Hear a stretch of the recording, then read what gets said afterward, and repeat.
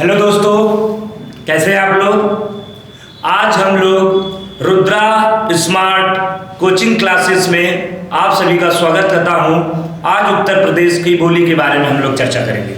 इसके पहले हम लोग हिंदी का परिचय पढ़ चुके हैं और हिंदी के परिचय के साथ भाषा एवं बोली में अंतर और भाषा की संख्या, बोली की संख्या उसको दर्शा दिया गया है। आज हम लोग बात करेंगे उत्तर प्रदेश की बोली के बारे में। ठीक है, तो आइए देखते हैं बोर्ड पे। सबसे पहले उत्तर प्रदेश की बोली, उत्तर प्रदेश की बोली है, इस पे चर्चा होगी कि उत्तर प्रदेश की जो बोलियां हैं वह कितनी है। आपका जवाब होगा उत्तर प्रदेश की 6 बोली। कितनी बोली है? 6 बोली है। अब इस 6 का चर्चा किया जाएगा कि 6 का नाम क्या है और कौन सी बोली का उपबोली होता है। तो यहां पे देखिएगा, सबसे पहले यहां पे आ जाते हैं। ठीक है, तो जो पहला नाम है वह आपका क्या नाम है? ब्रजभाषा। पहला नाम है ब्रजभाषा। क्या नाम है? ब्रजभाषा। दूसरा जो है आपका अवधी है। क्या है? अवधी है। और तीसरा जो आपका है उसे हम लोग कहते हैं भोजपुरी। क्या कहते हैं? भोजपुरी। और तीसरा जो नाम है भोजपुरी। 4 नंबर पे आपका आता है खड़ी बोली। क्या आता है? खड़ी बोली आ जाएगा। आपका खड़ी बोली हो गया, ये 4 हो गया। और जो 5वां है आपका बुंदेली। कौन सा आता है? बुंदेली हो गया। और जो 6 नंबर पे आती है आपकी, उसका नामकरण किया गया है कन्नौजी। कौन सा है? कन्नौजी। ठीक है, अब आपके पास देखिए 6 है। उत्तर प्रदेश की बोली की संख्या कितनी हो गई? 6। 6 का नाम क्या है? पहला है आपका ब्रजभाषा, दूसरा है कौन सी? अवधी, तीसरा भोजपुरी, चौथा खड़ी बोली और 5वां आपका बुंदेली है, 6वां आपका कन्नौजी है। क्लियर? अब यहाँ पे आपको और क्वेश्चन को हम जोड़ने का प्रयास करेंगे। सबसे पहले तो उत्तर प्रदेश की बोली है और उत्तर प्रदेश की बोली में हमको ये देखना है कि इनकी उपबोली क्या होती है। तो जो ब्रजभाषा की उपबोली होती है क्या?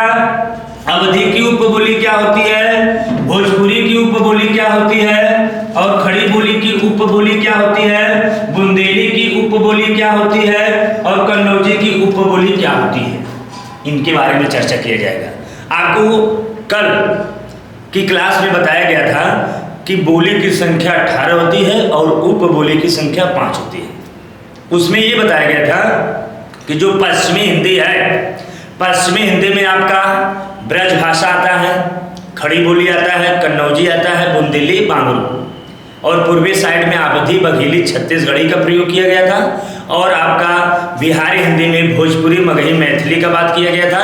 और राजस्थानी हिंदी में मेवाती, मारवाड़ी, मालवी, जयपुरी का बात किया गया था। और उसके बाद में आपका पहाड़ी हिंदी में बात किया गया था नेपाली, कुमायूनी, गढ़वाली का। अब यहाँ पे उत्तर प्रदेश की जो बोली है उसकी भी उपबोली होती है, उस पर हम चर्चा करते हैं। तो सबसे पहले ब्रजभाषा है। क्या है? ब्रजभाषा है। तो ब्रजभाषा की उपबोली होती है भरतपुरी। क्या होती है?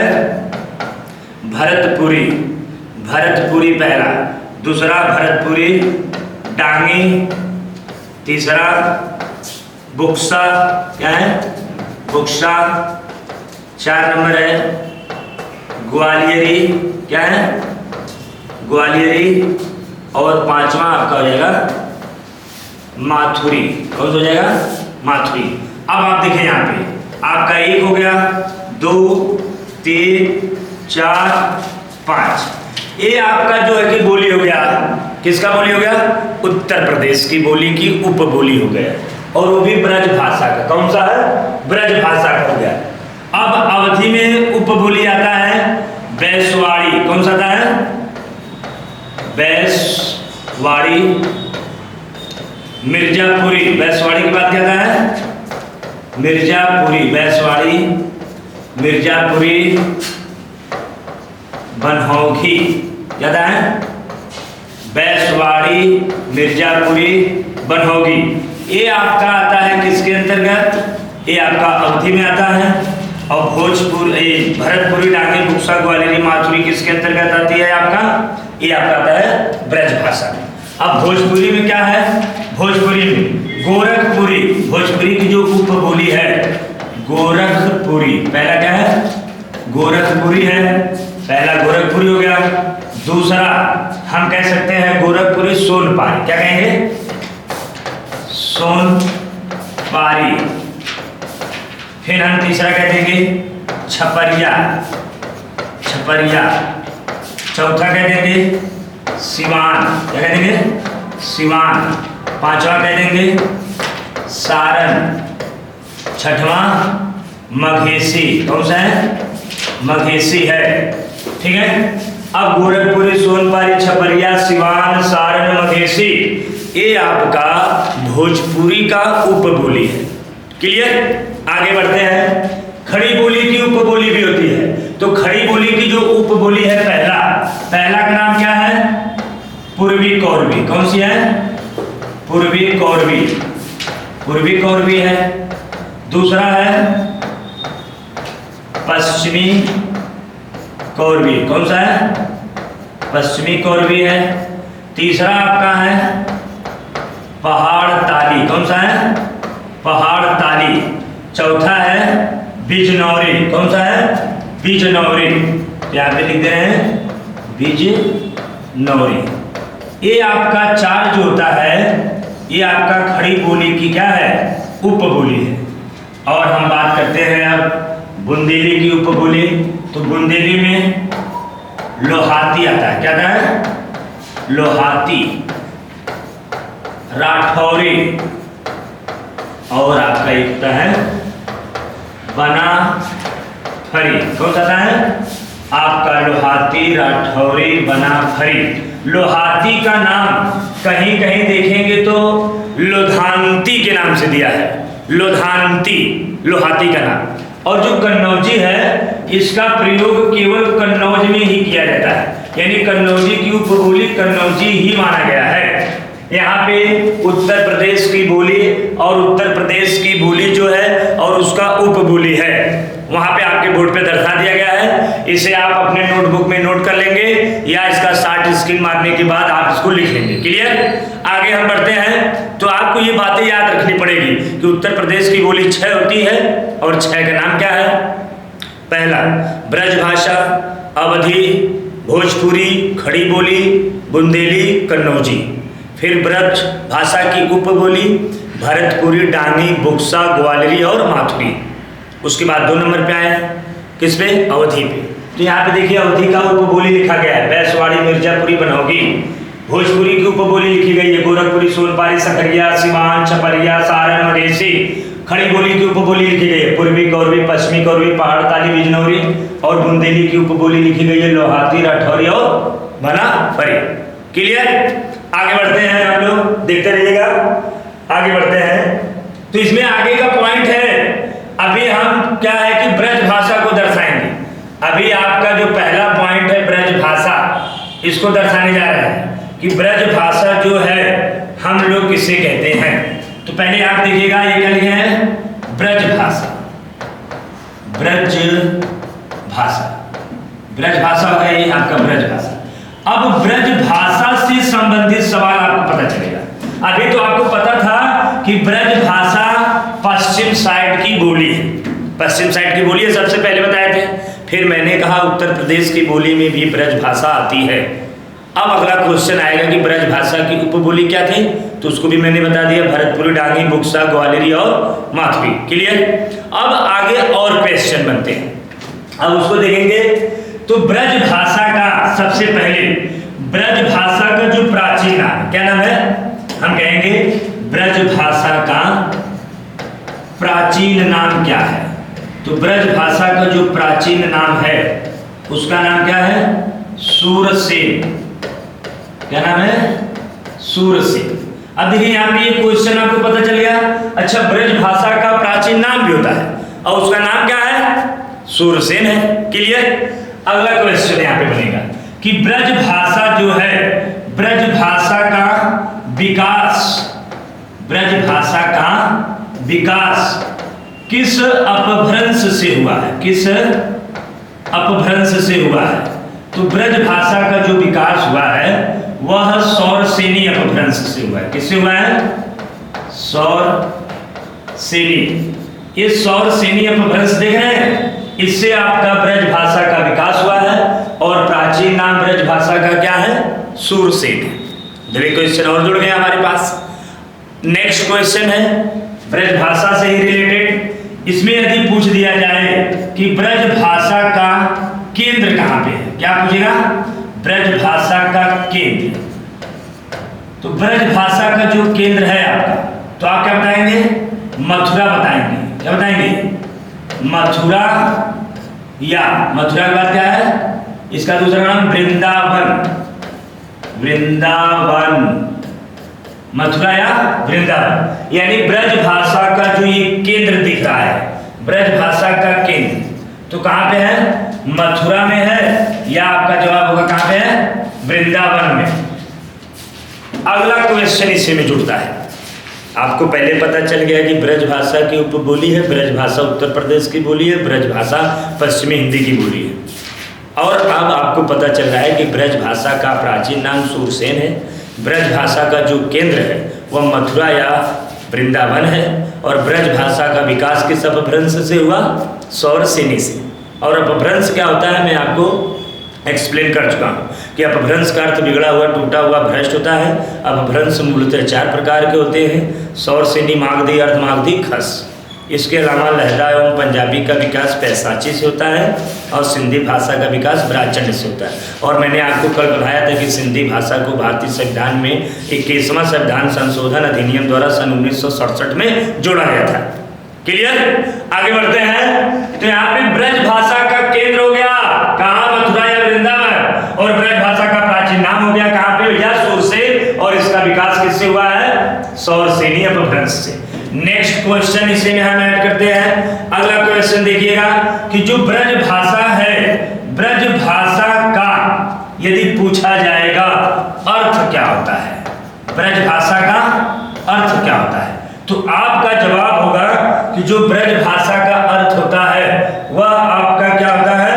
तो आपका जवाब होगा कि जो ब्रज भाषा का अर्थ होता है वह आपका होता है गोस्थली। क्या होता है? गोस्थली। गोस्थली या गोचारण। क्या होगा? गोचारण। या गाय के चरने का स्थल या स्थान। ठीक है, गाय के चरने का स्थल या स्थान। यहाँ पे आपको ब्रज भाषा का अर्थ क्लियर हो गया कि जो ब्रज भाषा है उसका अर्थ होता है गोचारण या गोस्थली या गाय के चरने का स्थान। जो ऑप्शन में आपको मिले उसको मार दीजिए। जहाँ पे अभी लोअर पीसीएस का पेपर हुआ था, जो हमने आपको कहा उत्तर प्रदेश की उपबोली, तो वहां से देखिए बुंदेली से सवाल आया था। बुंदेली से सवाल कौन सा आया था? इसको आप देख सकते हैं, यहाँ पे देख लीजिएगा। तो यहाँ पे जैसे मैंने कहा लोहाती है, कौन सा है ये? लोहाती है। लोहाती देख लीजिए, लोहाती का सवाल लोअर पीसीएस में पूछा गया है। पेपर खोल के आप देख सकते हैं कि लोहाती किस वर्ग की उपबोली है? आपका जवाब होगा बुंदेली की उपबोली है। क्लियर? अब हम आगे बढ़ रहे हैं। तो यहाँ पे एक क्वेश्चन आप कर सकते हैं यदि आप पढ़े हैं उत्तर प्रदेश की बोली तब। अगला सवाल हम यहाँ पे ऐड कर रहे हैं। यदि पूछ दिया जाएगा कि भाई उत्तर प्रदेश की बोली हो गया आपका 6, अब उसमें नेक्स्ट क्वेश्चन यहाँ पे ऐड कर रहे हैं हम कि ब्रजमंडल किसे कहते हैं? क्या कहेंगे? ब्रजमंडल। ब्रजमंडल किसे कहा जाता है? तो आपका जो ब्रजमंडल है आप किसे कहते हैं? तो यहाँ पे आपका जवाब होगा मथुरा के, क्या कहेंगे? मथुरा के आस पास, मथुरा के आस पास वाले क्षेत्र को, मथुरा के आसपास वाले क्षेत्र को क्या कहते हैं? ब्रजमंडल। मथुरा के आसपास के क्षेत्र को ब्रजमंडल कहा जाता है। कहा जाता है। जो मथुरा का आसपास का क्षेत्र है उसी को क्या कहते हैं हम लोग? ब्रजमंडल कहते हैं। ये जो सीक्वेंस चल रहा है मोस्ट आईएमपी पॉइंट है, आप इसे हर पॉइंट को नोट करेंगे और हर पॉइंट को याद रखेंगे, क्योंकि यहाँ से सवाल भर भर के आ रहे हैं और आपको इस बात का बोध होनी चाहिए। ठीक है, आगे क्वेश्चन में बढ़ाता हूँ। ये जो ब्रज भाषा है, तो ब्रज भाषा बोलने वालों की संख्या कितनी है? यहाँ पे नेक्स्ट क्वेश्चन में ऐड कर दे रहा हूँ कि ब्रज भाषा बोलने वालों, ब्रज भाषा बोलने वालों की संख्या लगभग कितनी है जानते हैं? लगभग 3.5 करोड़ है। कितना है? 3.5 करोड़, यानी कि इसे कह सकते हैं कि 3.5 करोड़ लोग ब्रज भाषा बोलते हैं। ब्रज भाषा बोलने वालों की संख्या 3.5 करोड़, यानी 3.5 करोड़ लोग ब्रज भाषा का प्रयोग करते हैं। क्लियर? एक क्वेश्चन और है कि जो ब्रज भाषा है इसका क्षेत्र भी होता है। क्या होता है ब्रज भाषा का क्षेत्र? तो ब्रज भाषा का जो क्षेत्र है, याद देख लीजिएगा, ब्रज भाषा का क्षेत्र। तो ब्रज भाषा के क्षेत्र में आपका इटावा आता है, मैनपुरी आता है, बदायूं आता है, समझ रहे नहीं? ये जो क्षेत्र है मथुरा के आसपास का जो जिला है, वहां पे ज्यादा से ज्यादा यानी अधिक से अधिक ब्रज भाषा का प्रयोग किया जाता है। और ब्रज भाषा के प्रमुख कवि भी होते हैं। ब्रज भाषा के क्या होते हैं? प्रमुख कवि। तो प्रमुख कवि को भी सुन लीजिएगा, ब्रज भाषा के प्रमुख कवि हैं। तो ब्रज भाषा के जो प्रमुख कवि हैं उसमें आपका तुलसीदास जी आते हैं। कौन आते हैं? तुलसीदास जी आते हैं। और एक महत्वपूर्ण पॉइंट आता है अष्टछाप। अष्टछाप के कवि आते हैं। अष्टछाप का मतलब क्या होता है? 8 कवियों का समूह। क्या होता है? 8 कवियों का समूह। 8 कवियों के समूह को हम लोग क्या कह देते हैं? अष्टछाप कहते हैं। अब देखिएगा यहाँ पे एक क्वेश्चन और है कि जो ये अष्टछाप दिख रहा है, अष्टछाप की स्थापना किसने किया था? अष्टछाप की जो स्थापना किया था, अष्टछाप की स्थापना कौन किया था? विट्ठलनाथ किया था। कौन किया था? विट्ठलनाथ किया था। विट्ठलनाथ। और विट्ठलनाथ किसका लड़का है? बल्लभाचार्य का। ये पुत्र किसका है? बल्लभाचार्य का पुत्र है। बल्लभाचार्य का ये लड़का है। और बल्लभाचार्य ने किसका स्थापना किया था? तो बल्लभाचार्य स्थापना किसका किया था? तो बल्लभाचार्य ने स्थापना किया था पुष्टि मार्ग का। किसका किया था? पुष्टि मार्ग का। एक क्वेश्चन महत्वपूर्ण है पुष्टि मार्ग का, यानी कि आपको यहाँ पे जो पॉइंट है उसको नोटिस करिएगा। सबसे पहले आपको पता चला कि बल्लभाचार्य, जो बल्लभाचार्य है वो किसका स्थापना किया था? तो आपका जवाब होगा पुष्टि मार्ग का। और विट्ठलनाथ किसका स्थापना किया था? तो आपका जवाब होगा अष्टछाप का। यानी अष्टछाप की स्थापना करने वाले जो विद्वान है उनका नाम है विट्ठलनाथ। और विट्ठलनाथ किसका पुत्र है? बल्लभाचार्य का। अष्टछाप में 8 कवि हैं, तो उसमें 4 जो कवि हैं वह बल्लभाचार्य के हैं, और जो 4 कवि हैं वह आपके विट्ठलनाथ के हैं। यानी विट्ठलनाथ ने 4 अपने शिष्य लिए और अपने पिताजी के 4 शिष्य लिए। 4 मिलकर 8 शिष्य को मिला करके विट्ठलनाथ ने सन 1565 ईस्वी में अष्टछाप की स्थापना की। किस सन में किया है यदि पूछा जाएगा तो आपका सन का जवाब रहना चाहिए सन 1565 ईस्वी में। 1565 ईस्वी में अष्टछाप की स्थापना विट्ठलनाथ के द्वारा किया गया है। विट्ठलनाथ का पिता कौन है? बल्लभाचार्य। बल्लभाचार्य किसका स्थापना किया था? पुष्टि मार्ग का किया था। क्लियर हुआ? आगे हम बढ़ते हैं। ये आपका पहला पॉइंट था, क्या था? ब्रज भाषा था। अब हम दूसरे पॉइंट पे बात करते हैं जिसका नाम क्या है? अवधि है। मैं आपको यहाँ पे दिखा दूं, पहला पॉइंट को मैं क्लियर कर दिया, ब्रज भाषा को क्या कर दिया? क्लियर कर दिया। तो यहाँ पे पहले ही हम बताए थे कि जो उत्तर प्रदेश की बोली होती है वो कितनी होती है? 6 होती है। इसमें 6 बोली में आपका पहला जो पॉइंट था ब्रज भाषा, इस ब्रज भाषा को मैंने क्लियर कर दिया। और इनकी उपबोली होती है, उपबोली भी देख लीजिएगा, ध्यान से इसको नोट कर लीजिएगा। क्या है? भरतपुरी, डांगी, बुक्सा, ग्वालियरी और माथुरी। अब हम 2 नंबर पे बात करते हैं जिसका नाम क्या है, अवधि। अब इस पे हम चर्चा करते हैं, बहुत ध्यान देंगे, इनकी उपबोली भी याद कर लेंगे, बैसवाड़ी, मिर्जापुरी और बनहौखी। अब इसकी हम बात करते हैं पॉइंट नंबर 2 पे।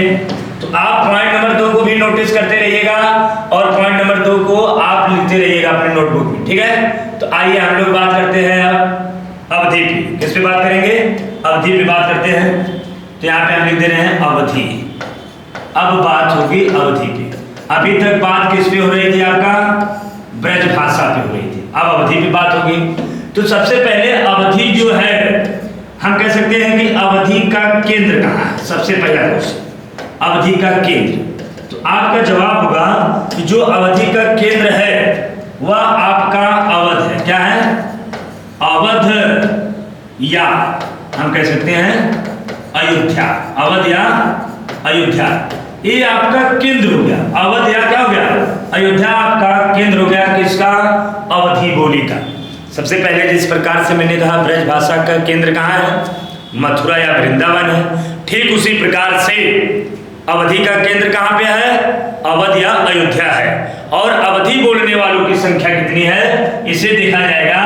तो अवधि बोलने वालों की संख्या यहाँ लिख दे रहे हैं, क्लियर रहेगा बात। बोलने वालों की संख्या, बोलने वालों की क्या है, संख्या। अवधि बोलने वालों की संख्या लगभग 2 करोड़ है। कितना है, 2 करोड़ अवधि बोलते हैं। जिस प्रकार से हमने आपको क्या बताया कि ब्रज भाषा बोलने वालों की संख्या 3.5 करोड़ यानी 3.5 करोड़ है, और अवधि बोलने वालों की संख्या कितनी है, 2 करोड़ है।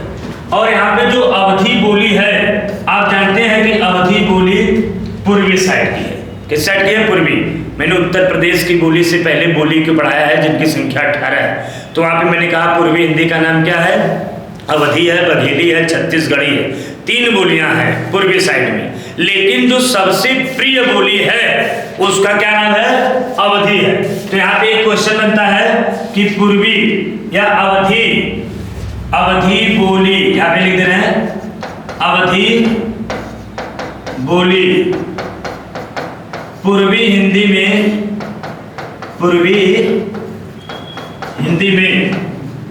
सबसे क्या है, लोकप्रिय बोली। क्या है, लोकप्रिय बोली है। सबसे लोकप्रिय बोली का नाम क्या है, अवधि। और वो भी कहाँ पे, पूर्वी साइड में। हाईलाइट कर दे रहे हैं, देखिएगा ये आपका है पूर्वी वाला एरिया। पूर्वी हिंदी का जो सबसे लोकप्रिय बोली है उसका नाम क्या है, अवधि है। अब आप बात को क्लियर करते हुए जाएंगे तो यहाँ पे 3 क्वेश्चन होंगे। केंद्र हो गया अवध या अयोध्या, बोलने वालों की संख्या 2 करोड़, और अवधि जो बोली है वो पूर्वी हिंदी की सबसे लोकप्रिय बोली है। अगला नेक्स्ट क्वेश्चन इसमें हम ऐड करते हैं। तो अगला क्वेश्चन को ऐड करते हैं, देखिएगा बोर्ड पे ध्यान से। अगला क्वेश्चन, अब यदि पूछ दिया जाएगा कि अवधि भाषा का विकास किस अपभ्रंश से हुआ है, तो अवधि भाषा का विकास हुआ है आपका अर्धमागधी अपभ्रंश से। किससे हुआ, अर्धमागधी से। और एक होता है मागधी अपभ्रंश। अवधि का अर्धमागधी है कि मागधी है, तो अवधि का मागधी है, भोजपुरी का अर्धमागधी है। और उसके बाद में जो खड़ी बोली बचता है, कन्नौजी बचता है, और बुंदेली और आपका ब्रज भाषा, इन चारों का विकास आपका हुआ है सौरसेनी अपभ्रंश से। क्लियर, आगे बढ़ते हैं। तो यहाँ पे एक नेक्स्ट क्वेश्चन आ रहा है कि अवधि जो है, अवधि का प्रमुख कवि कौन है, अवधि का प्रमुख कवि कौन सा है। तो जो अवधि के प्रमुख कवि हैं उनका नाम आपका है मलिक मोहम्मद जायसी। क्या नाम है, मलिक मोहम्मद जायसी। अवधि की देखिए प्रमुख कवि है, पहला कौन है, मलिक मोहम्मद जायसी।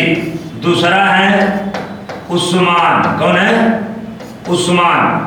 एक उस्मान ऐसे भी किताबों में लिखा रहेगा, देख लीजिए, हम दोनों लिख दे रहे हैं, उस्मान। तीसरा है मंझन। कौन है, मंझन। और 4 नंबर पे आते हैं कुतुबन।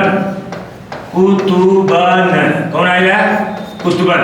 यानी मलिक मोहम्मद जायसी, उस्मान, मंझन, कुतुबन, आपके हो गए हमारे पास 4। एक लेखक हैं तुलसीदास का भी नाम आता है अवधी भाषा में, समझ नहीं, किसका नाम आता है यहाँ पे? तुलसीदास का भी नाम आता है। किसका नाम?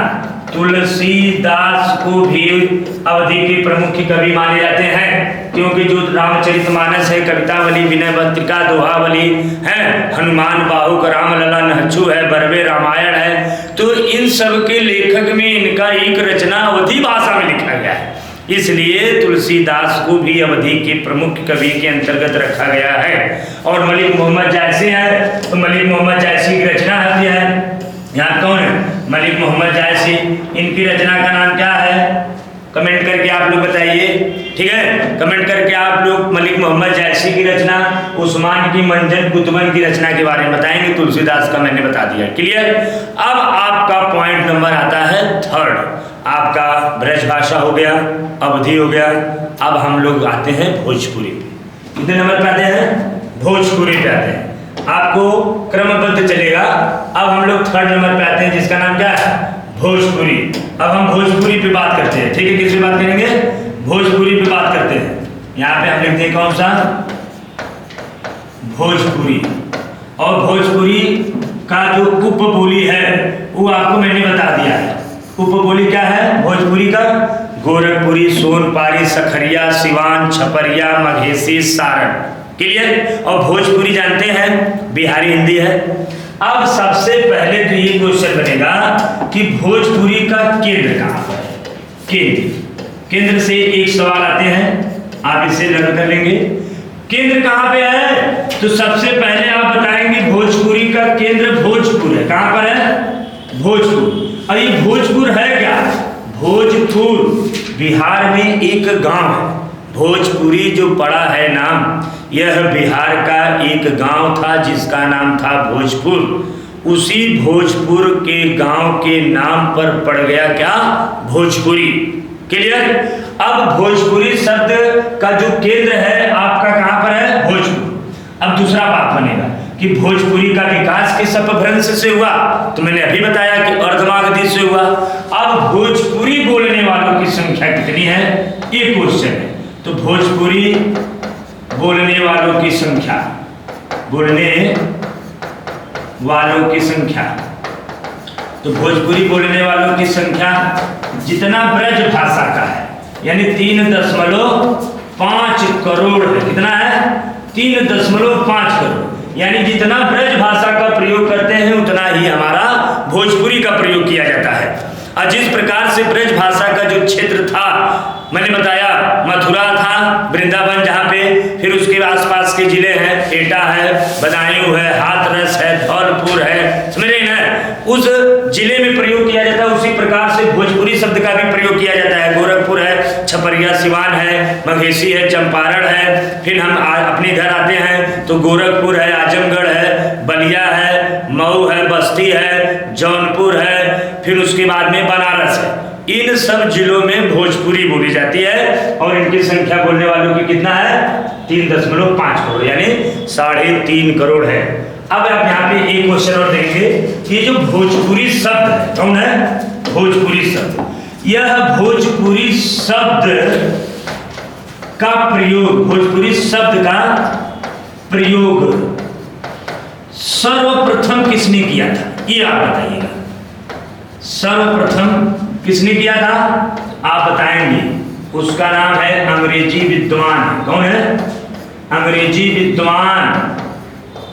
अंग्रेजी विद्वान का नाम क्या है? रेमंड। क्या नाम है? रेमंड। याद लिख लीजिए, रेमंड। अंग्रेजी विद्वान रेमंड ने भोजपुरी शब्द का प्रयोग सर्वप्रथम किया था। यानी भोजपुरी शब्द का प्रयोग करने वाले विद्वान का नाम क्या है? अंग्रेजी विद्वान, जिसका नाम बताया गया रेमंड। क्लियर? आगे बढ़ते हैं, इसी में हम क्वेश्चन को ऐड करते रहेंगे। जिस प्रकार से ब्रज भाषा को पढ़ाया गया, अवधि को पढ़ाया गया, उसी प्रकार से भोजपुरी को पढ़ाया जाएगा। आपको क्या करना है? इन सब पॉइंट को नोट करना है। नोट करते रहिए या शॉर्ट स्क्रीन मार लीजिए, उसे आप देखते रहिए। आपको याद रखना है, बस इस बात का बोध रहे। क्लियर? आगे बढ़ते हैं।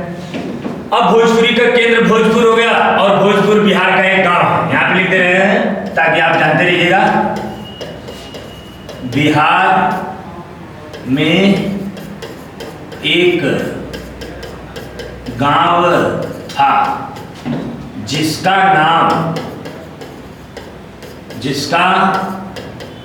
नाम क्या था? भोजपुर।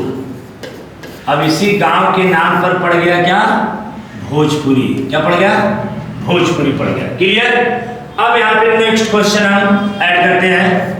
भोजपुरी के जो शेक्सपियर, भोजपुरी का शेक्सपियर, या मैं कह सकता हूँ भोजपुरी का भारतेंदु किसे कहा जाता है? तो बताने का प्रयास करेंगे। भोजपुरी का भारतेंदु या शेक्सपियर किसे कहते हैं? तो भोजपुरी का जो भारतेंदु या शेक्सपियर भिखारी ठाकुर को कहा जाता है। किसे कहते हैं? भिखारी ठाकुर को भोजपुरी का शेक्सपियर या भारतेंदु कहा जाता है। इस क्वेश्चन को आप नोटिस करेंगे कि भिखारी ठाकुर को भोजपुरी का शेक्सपियर या भारतेंदु कहा जाता है। क्लियर? और जो भोजपुरी शब्द है उसका प्रयोग सबसे पहले अंग्रेजी विद्वान रेमंड ने किया था। नेक्स्ट क्वेश्चन इसी में हम ऐड करते हैं। भोजपुरी जो है बिहारी हिंदी है। कौन सी है? बिहारी हिंदी। ये बिहारी हिंदी की सबसे लोकप्रिय बोली है। बिहारी हिंदी की क्या है? सबसे लोकप्रिय बोली, सबसे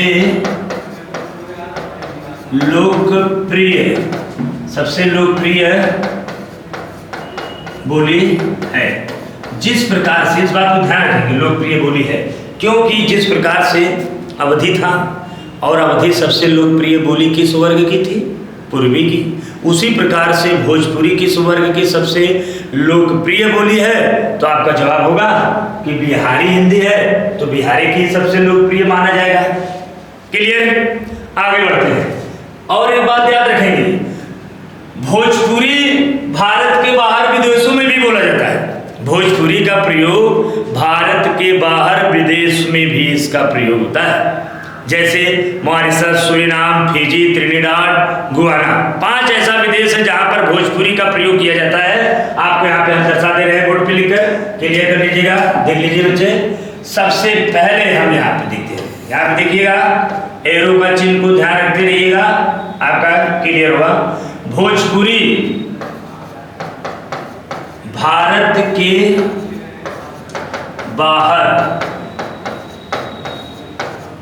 विदेशों में भी इसका प्रयोग किया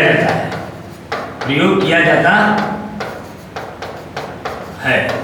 यानी कि भोजपुरी शब्द का प्रयोग भारत के बाहर विदेशों में भी किया जाता है। आगे अगर हमें देखना है कि वो विदेश का नाम क्या है, तो आप यहाँ पे देख लीजिएगा, ये यहाँ पे देख लीजिए स्पेस है। तो भारत के बाहर जो ये विदेश है, विदेश में कहाँ बोलते हैं, यहाँ देख लीजिएगा। पहला पॉइंट हम कह सकते हैं मॉरिशस। क्या है? मॉरिशस पहला पॉइंट है, मॉरिशस। कहाँ पे? मॉरिशस। दूसरा पॉइंट है फिजी। कौन है? फिजी। तीसरा त्रिनिडाद। कौन सा है? त्रिनिडाद। चौथा सूरीनाम। क्या है? सूरीनाम। और पांचवा गुयाना। कौन सा है? गुयाना। अब देख लीजिए, 5 हो गए नहीं, हमने आपको पहले ही बताया था कि 5 ऐसा विदेश है जहां पे भोजपुरी शब्द का प्रयोग होता है, और 5 को मैंने गोला कर दिया, हाईलाइट कर दिया। बात क्लियर है? आप इसको देखते रहिए और इनको लर्न कर लीजिए, याद कर लीजिए हर हालत में। सबसे पहला क्या है? मॉरिशस, फिजी, त्रिनिडाद, सूरीनाम और गुयाना। 5 ऐसा विदेश है जहां पर भोजपुरी शब्द का प्रयोग किया जाता है। क्लियर? आगे बढ़ते हैं। भोजपुरी का क्षेत्र मैंने पहले ही बता दिया, और भोजपुरी का जो शेक्सपियर या भारतेंदु है वो भिखारी ठाकुर को माना जाता है। यहाँ पे इतनी बात क्लियर हो गया। आगे बढ़ते हैं। अब आगे हम बढ़ते हैं तो अब हमारे पास 3 हो गए। पहला तो हो गया कौन सा? ब्रज भाषा, दूसरा अवधी, तीसरा भोजपुरी, चौथा आपका है खड़ी बोली। खड़ी बोली बहुत ही महत्वपूर्ण पॉइंट है। खड़ी बोली को आप और ध्यान से देखेंगे, ठीक है। इसको खड़ी बोली को बहुत ध्यान से देखिएगा। तो यहाँ पे मैं खड़ी बोली की चर्चा करने जा रहा हूँ। तो खड़ी बोली पे आते हैं, पॉइंट पे आते हैं।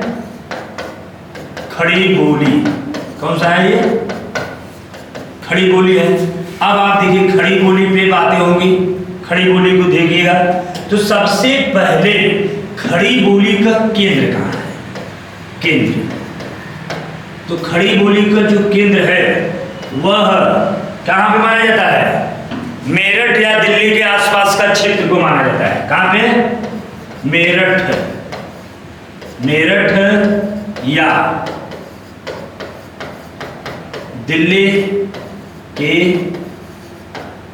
आसपास वाला क्षेत्र, मेरठ या दिल्ली के आसपास वाला क्षेत्र को मानते हैं। यहाँ थोड़ा सा क्या करते हैं इसे, मेरठ या दिल्ली के आसपास का क्षेत्र, मेरठ या दिल्ली के आसपास का क्षेत्र,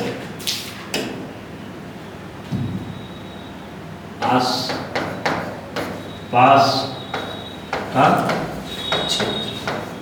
अब आप देखिए पहले तो खड़ी बोली का केंद्र कहाँ पे है? मेरठ या दिल्ली के आसपास का क्षेत्र है। इसे हाईलाइट कर देते हैं। मेरठ हो गया या दिल्ली, यहाँ पे लिखिए दिल्ली, दिल्ली के आसपास के क्षेत्र को कहते हैं। जिस प्रकार से ब्रजमंडल किसे कहा गया था? मथुरा के आसपास के क्षेत्र को ब्रजमंडल कहते हैं। ठीक उसी प्रकार से जो आपका खड़ी बोली का केंद्र है वह दिल्ली या मेरठ या दिल्ली और दिल्ली का आसपास का क्षेत्र को भी मानते हैं। अब यहाँ पे खड़ी बोली का सबसे पहला क्वेश्चन आएगा कि खड़ी बोली का विकास किस अपभ्रंश से हुआ? तो खड़ी बोली का जो विकास है वह आपका हुआ है सौरसेनी अपभ्रंश से। किससे हुआ है? सौरसेनी अपभ्रंश से। यह आपका अपभ्रंश है जिससे खड़ी बोली का विकास हुआ है। अब नेक्स्ट क्वेश्चन इसी में हम ऐड करते हैं। नेक्स्ट क्वेश्चन हम खड़ी बोली में ऐड करेंगे।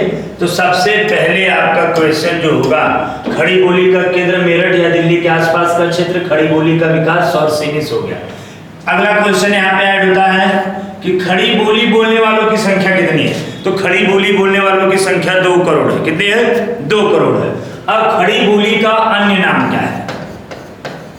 अन्य नाम। तो खड़ी बोली का जो अन्य नाम है वह आपका कौन सा नाम है? कौरवी नाम है। क्या नाम है? कौरवी। अब ये बताइए कि जो कौरवी नाम है ये कौरवी नाम किसने दिया खड़ी बोली का?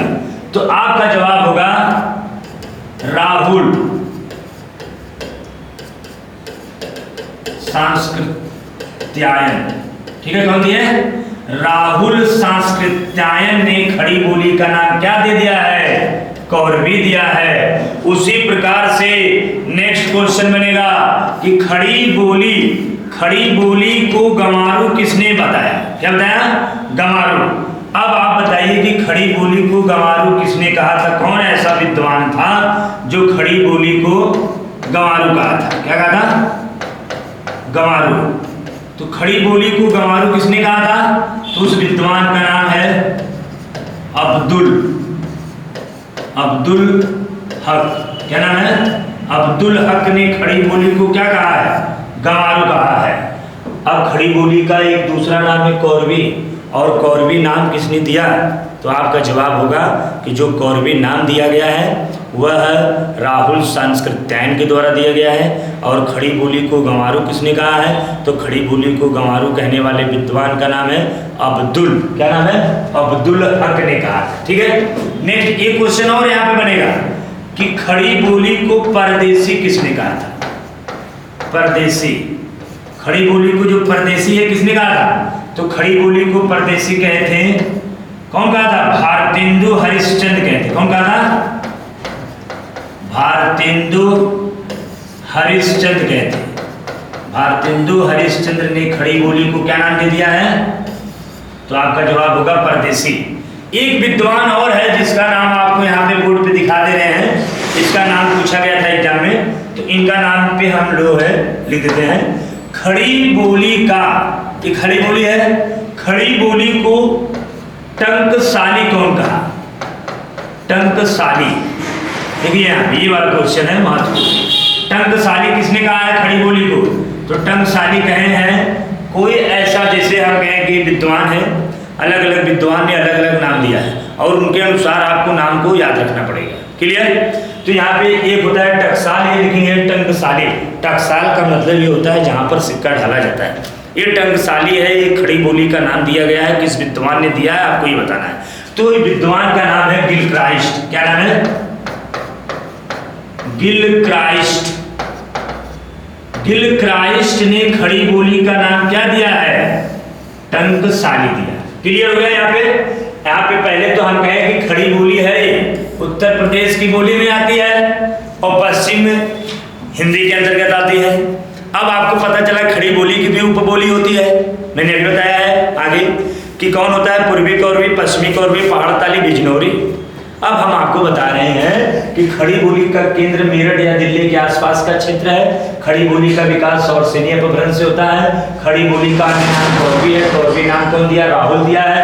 खड़ी बोली को गंवारू किसने कहा? अब्दुल हक ने कहा। खड़ी बोली को परदेसी किसने कहा? भारतेंदु हरिश्चंद्र ने कहा। खड़ी बोली को टंकसाली किसने कहा? गिलक्राइस्ट ने कहा। क्लियर हो रहा है कि नहीं? यदि आपको जहां पे बातें ना समझ में आए वहां पे कमेंट करें और हमारे चैनल को सब्सक्राइब एवं लाइक करते रहिएगा और जितना हो सकता है उतना शेयर करते रहिए। क्लियर? आगे बढ़ते हैं। अब यहाँ पे एक क्वेश्चन और आता है कि खड़ी बोली शब्द का प्रयोग किसने सबसे पहले किया था? खड़ी बोली जो शब्द है, ये खड़ी बोली शब्द जो दिख रहा है, खड़ी बोली शब्द, खड़ी बोली शब्द का प्रयोग सबसे पहले किसने किया था? खड़ी बोली शब्द का प्रयोग सर्वप्रथम किसने किया था? सर्वप्रथम यहाँ पे लिखते हैं, क्लियर रहेगा बात। सर्वप्रथम किसने किया था बताइएगा। जिस प्रकार से मैंने कहा कि भोजपुरी शब्द का प्रयोग सर्वप्रथम कौन किया था? अंग्रेजी विद्वान रेमंड किए थे। उसी प्रकार से खड़ी बोली शब्द का प्रयोग किसने किया बताइए। मैं बताने जा रहा हूं, देखिएगा आप लोग। यहाँ पे लल्लू लाल नाम आएगा। क्या नाम आएगा? दो नाम आएंगे। सबसे पहले नाम आता है लल्लू लाल का। किसका नाम है? लल्लू लाल एवं सदल मिश्र। कौन है? सदल मिश्र। लल्लू लाल एवं सदल मिश्र ने खड़ी बोली शब्द का प्रयोग सबसे पहले किया था। ये पॉइंट को आप याद रखेंगे, ठीक है? तो आपको यहाँ पे पता चल गया, अच्छा लल्लू लाल एवं सदल मिश्र ने खड़ी बोली का सबसे पहले प्रयोग किया था। क्लियर? और जो खड़ी बोली का प्रथम महाकाव्य है, एक प्रथम महाकाव्य होता है खड़ी बोली का, और एक जो है कि महाकाव्य के अलावा प्रसिद्ध महाकाव्य का नाम दिया गया है। दो होते हैं। खड़ी बोली का जो आपका प्रथम महाकाव्य है, क्या है? दो महाकाव्य है। खड़ी बोली की जो काव्य महाकाव्य की संख्या दो है। मैं नीचे लिख दे रहा हूँ, आप देखते रहिएगा। खड़ी बोली का जो आपका महाकाव्य है, नीचे हम दर्शा दे रहे हैं, यहाँ पे नोट लिख दे रहे हैं और इस नोट को आप याद रखेंगे और नोट भी कर लेंगे अपने पे। महाकाव्य है, क्या है? महाकाव्य। तो खड़ी बोली का महाकाव्य दो है। एक आपका प्रथम महाकाव्य है, ठीक है, और एक आपका जो है प्रसिद्ध महाकाव्य। कौन है?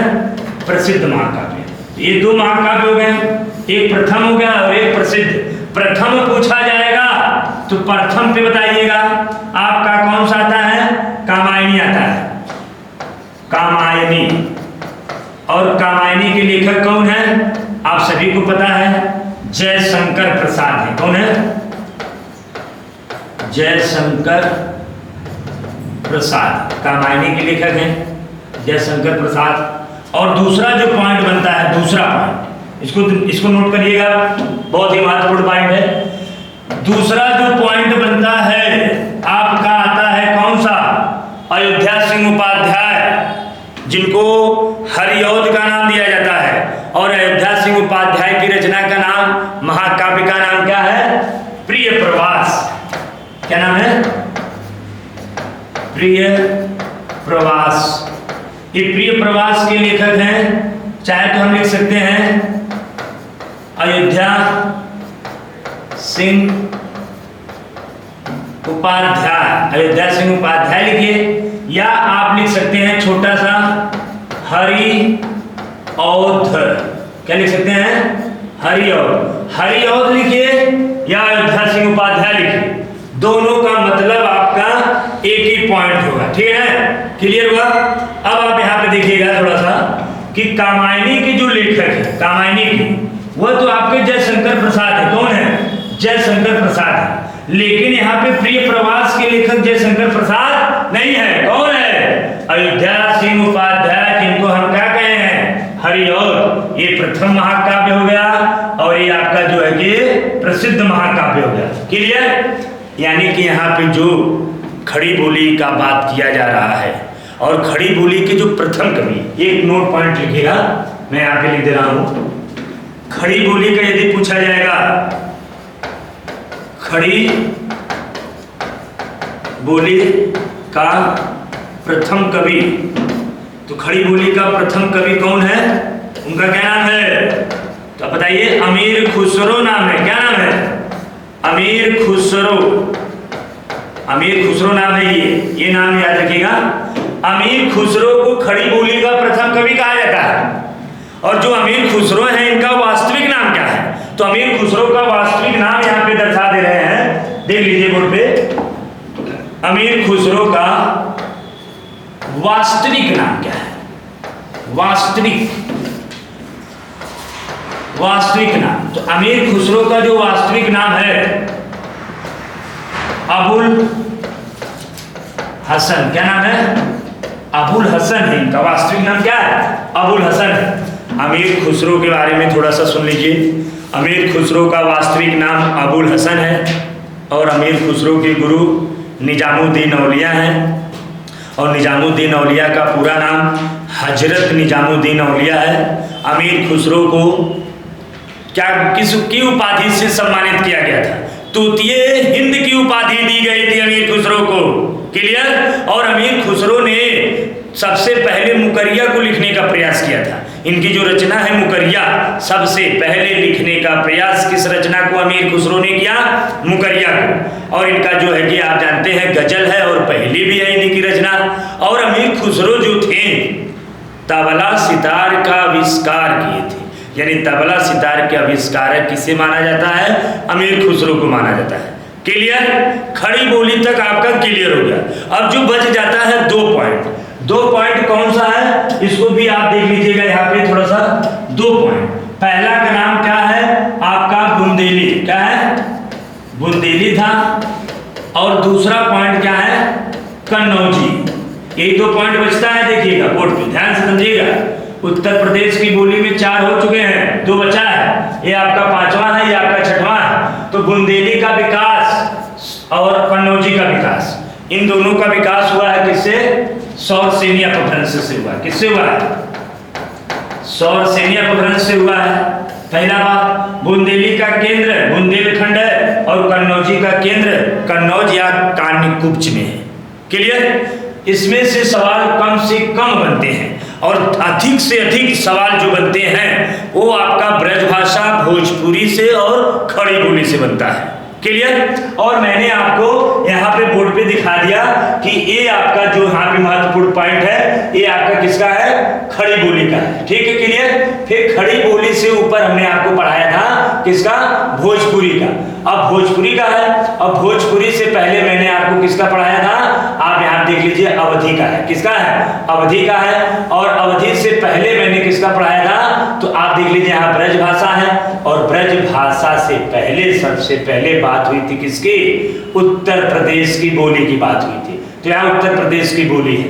अब उत्तर प्रदेश की बोली में हमने आपको पहले चर्चा कर दिया कि ब्रज भाषा हो चुका, अवधी हो चुका, और भोजपुरी भी हम लोग पढ़ लिए, और हम लोग यहाँ पे खड़ी बोली भी पढ़ लिए। और आपका मैंने कहा एक पॉइंट ये बचा है और एक पॉइंट ये, और इन दोनों पॉइंट को कम से कम क्वेश्चन बनते हैं, और जो क्वेश्चन बनते हैं मैंने बता दिया कि आपका बुंदेली हो या कन्नौजी, इन दोनों का विकास और सेनी से हुआ है, और इनका जो केंद्र है बुंदेली का बुंदेलखंड है और कन्नौजी का कहाँ है, कन्नौज में है, क्लियर। या कान्यकुब्ज, इसका प्राचीन नाम क्या था, कान्यकुब्ज नाम था, ठीक है। यहाँ लिख दें बोर्ड पे, बोर्ड पे आप देख लीजिए, इसका प्राचीन नाम क्या था? कान्यकुब्ज नाम था। क्या नाम था? कान्यकुब्ज। यहाँ पे भी केंद्र माना जाता है इनका, ठीक है। तो यहाँ पे हमारे उत्तर प्रदेश की बोली क्लियर हुआ। अब हम लोग जब नेक्स्ट क्लास में पढ़ेंगे तो नेक्स्ट क्लास में हम लोग चर्चा करेंगे। अब देखिएगा, नेक्स्ट क्लास में हम लोग चर्चा किससे करेंगे, इस पे हम लोग बात कर लेते हैं। ये आपका अवधि जो मैंने अभी आपको पढ़ाया और यहाँ पे दर्शाया है, इनको आप छोड़िएगा, मैंने यहाँ पे ऊपर कर दिए।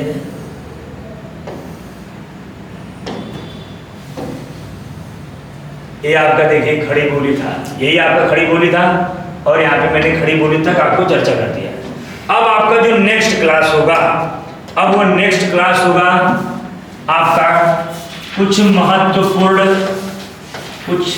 आपके महत्वपूर्ण क्या होंगे, प्रश्न होंगे और आपका जो लेसन चलेगा उसका नाम क्या है, वर्णमाला।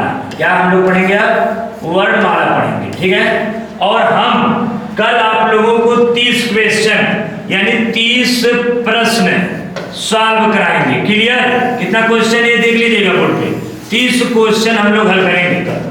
यानी कि कहने का तात्पर्य है कि जो आपने पहला क्लास, दूसरा क्लास और ये तीसरा क्लास, 3 क्लास को यदि आप बेहतरीन तरीके से पढ़े हैं और हम लेकर आएंगे 30 क्वेश्चन, और 30 क्वेश्चन में जो ऑप्शन होंगे आपके 4 ऑप्शन होंगे, यानी कि 4 3 12 120 ऑप्शन के बारे में चर्चा होंगी। यानी आपका एक आंसर होगा, जो 3 ऑप्शन रहेंगे उसके बारे में भी आपको बताया जाएगा। तो आपका जो कल की क्लास होगी वह बहुत ही महत्वपूर्ण होगी। यदि आपने पहला, दूसरा, तीसरा क्लास को देखा है तो उसके क्वेश्चन आंसर हल कर सकते हैं। इसके बाद हम लोग बात करेंगे, बात किस पे, वर्णमाला की बात करेंगे। क्लियर?